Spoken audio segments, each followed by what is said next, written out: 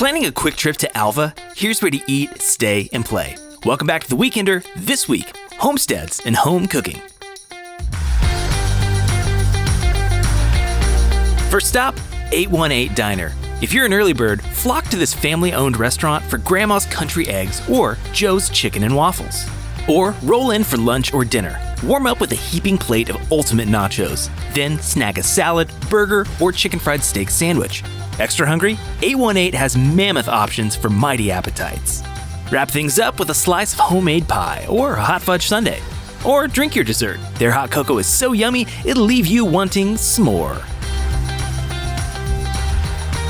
Next up, lodging with a twist. The Twisted Knot Massage Barn and Guest House is the ultimate place to unwind. With 1 queen, 2 twins, a full-size fold-out couch bed, and 1 loft bed, this pastoral paradise can accommodate up to 6 guests. Cozy up around the fire pit, or mosey over to the nearby pasture to pet a horse. Dogs are welcome for a small deposit. It's probably obvious by now, but this place sure does set the barn high.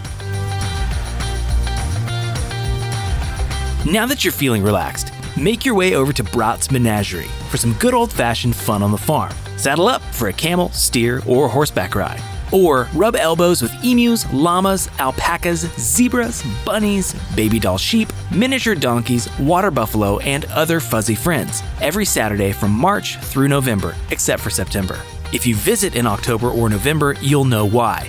They spend the entire month of September preparing a hay maze so impressive it'll leave you amazed. While you're there, play an adventurous game of laser tag or frolic around the farm-themed playground. No matter which activities you choose, you'll be on track for a fabulous time. And that's a wrap. Here's one last look at where to eat, stay, and play in Alva. We'll see you back here for the next episode of The Weekender. Bye-bye.